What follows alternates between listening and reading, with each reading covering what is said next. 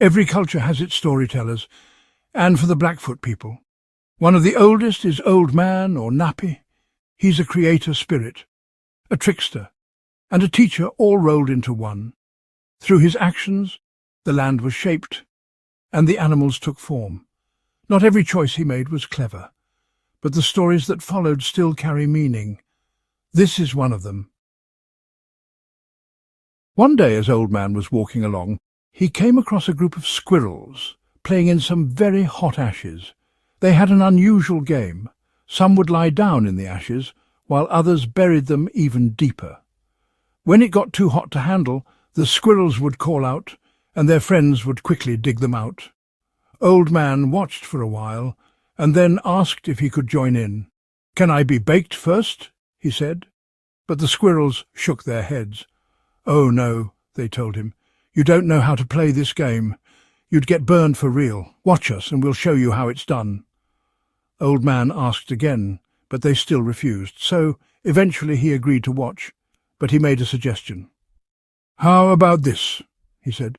"Since there are so many of you, let me cover all of you at once. It'll save a lot of time." The squirrels thought that was a good idea and agreed. Only one squirrel, a mother-to-be, begged Old Man not to bury her in the ashes. She pleaded so earnestly that he let her go, saying, "Fine, run along. There should be more squirrels in the future anyway." Once he had them all buried, the squirrels started to feel the heat. They called out one by one, asking to be taken out, but instead of helping, Old Man just piled on more ashes and roasted them all. Afterward, he gathered some red willow branches and built a scaffold, laying out the roasted squirrels. The grease from their meat soaked into the wood. And that, it said, is why red willows are still greasy today. Old Man ate until he was completely stuffed, then laid down next to a tree and drifted off to sleep. While he was sleeping, Lynx came by, saw the roasted squirrels on the scaffold, and ate every last one. When Old Man woke and found all his food gone, he was furious. He followed the tracks until he came upon Lynx, who was now fast asleep. In a rage, Old Man grabbed Lynx by the ears and slammed his head into a rock, flattening it. He pulled out Lynx's long tail, snapped it in half, and stuck the brushy part back onto his rear. Then he stretched out Lynx's body and legs until they were long and thin. Finally, Old Man tossed him to the ground and declared, "From now on, your kind will always have a short bobbed tail, and you'll never be able to run far. You'll always be short of breath." And that, they say, is how the bobcat came to be.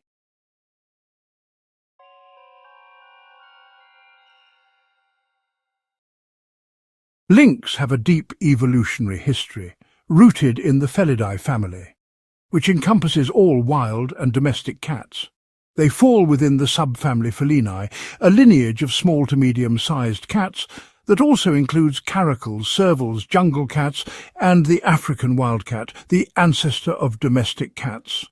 This places them closer in relation to these smaller felines than to the large roaring members of the Pantherinae subfamily, such as lions and tigers.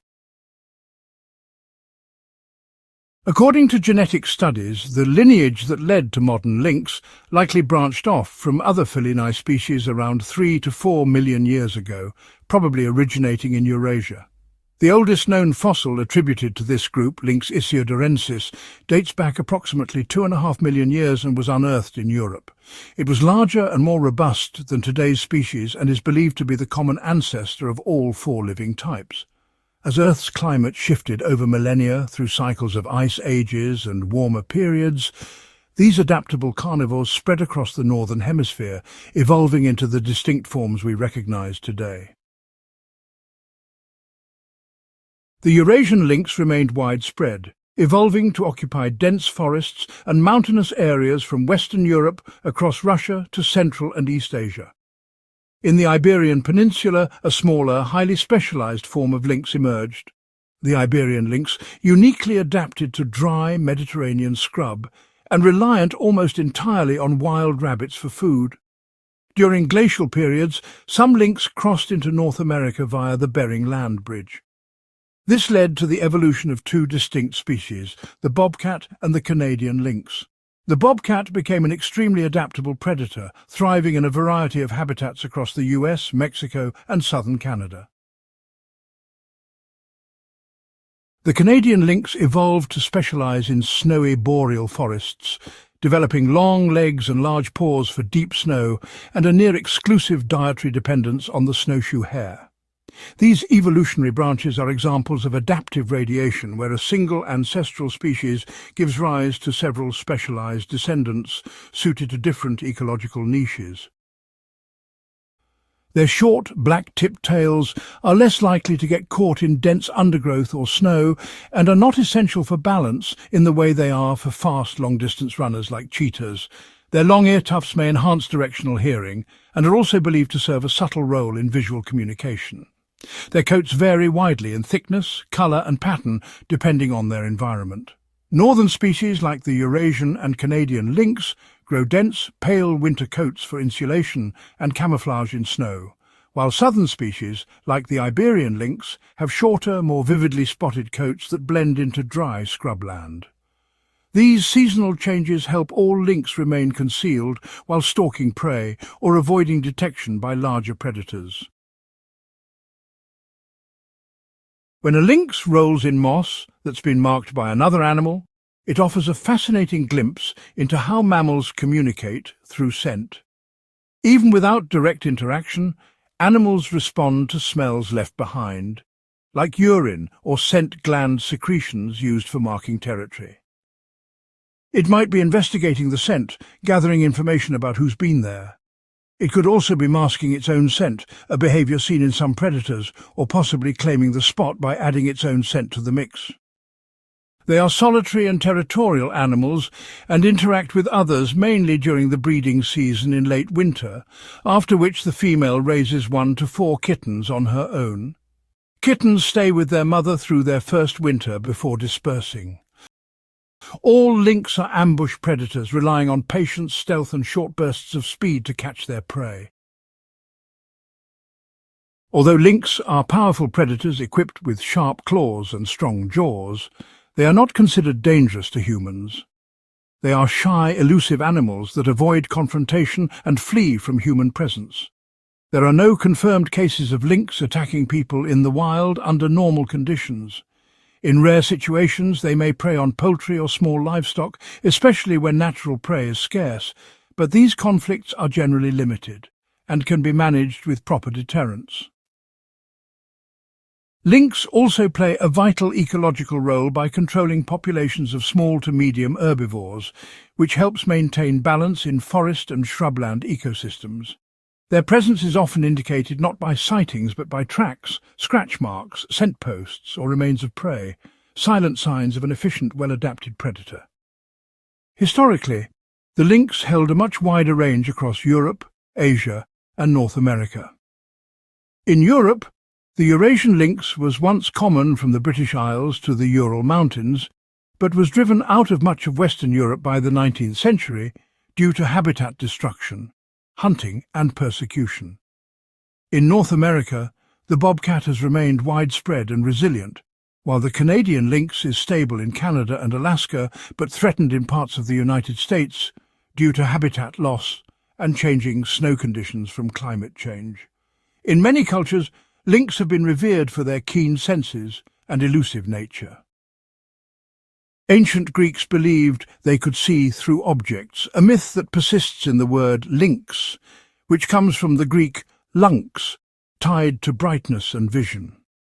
In indigenous North American folklore, lynx are often seen as mysterious forest guardians or symbols of silence and hidden knowledge.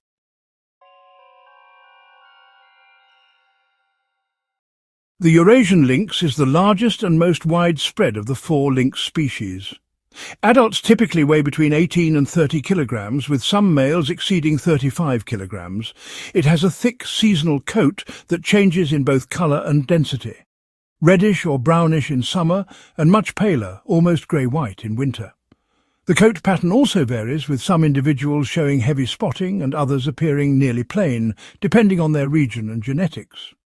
The Eurasian lynx ranges from Western and Northern Europe, including Scandinavia, the Baltics, the Alps and the Carpathians, across Russia and into Central and East Asia, including Mongolia and parts of China. It prefers dense forests, mixed woodland and mountainous terrain, especially in areas with minimal human disturbance. It is a solitary ambush predator and preys mainly on medium-sized ungulates such as roe deer and chamois, but also hunts hares, foxes and birds. Hunting success rates vary depending on the prey and landscape, but typically fall between 30% and 60%, especially with smaller or less mobile prey.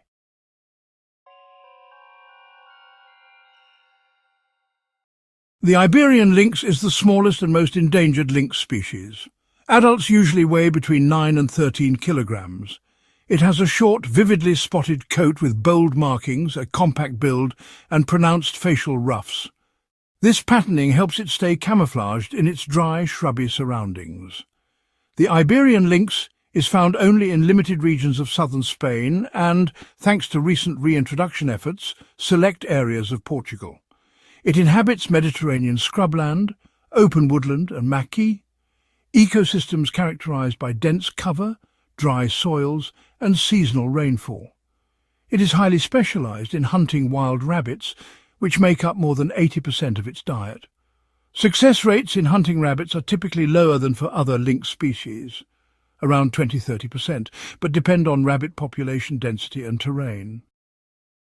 When rabbit populations collapsed due to disease and changes in land use, the lynx population declined sharply.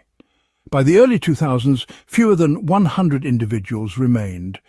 Through intensive conservation work, including captive breeding, rabbit recovery programs and habitat restoration, the species has begun to rebound.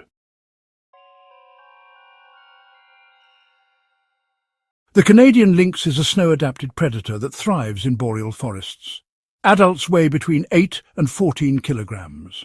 It is easily recognized by its long legs, thick silvery grey winter coat and exceptionally large snowshoe-like paws that help it move effortlessly through deep snow.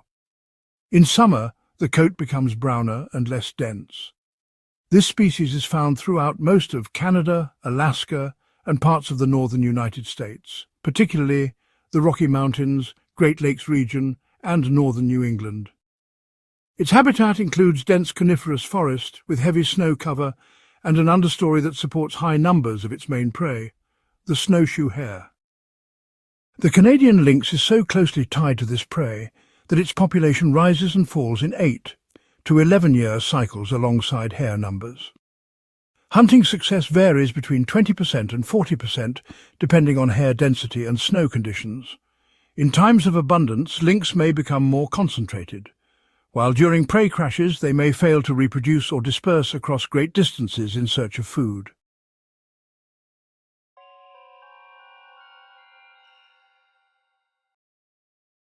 The bobcat is the most adaptable and widespread lynx species.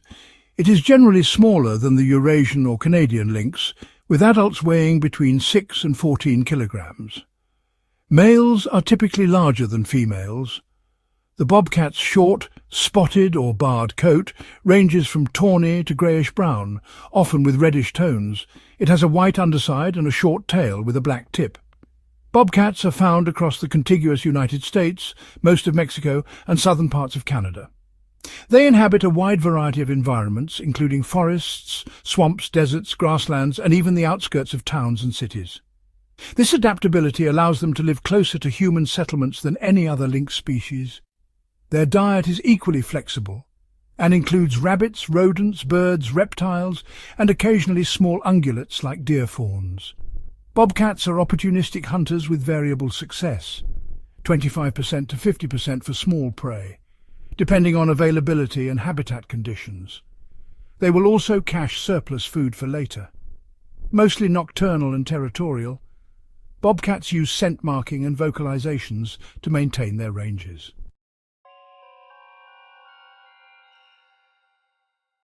And if you're still here, by some miracle, watching our videos, well, you've earned a little bonus. This next piece is a bit of folklore, an old story about the time the lynx tricked the hare. This tale comes from Ojibwe tradition, one of the largest indigenous cultures in North America. Like many Anishinaabe stories, it uses animals as symbols to teach and reflect. The lynx and the hare in this story represent themes of caution, curiosity, and the balance of life in the forest. Once there was a small white hare who lived with her grandmother in a quiet forest wigwam.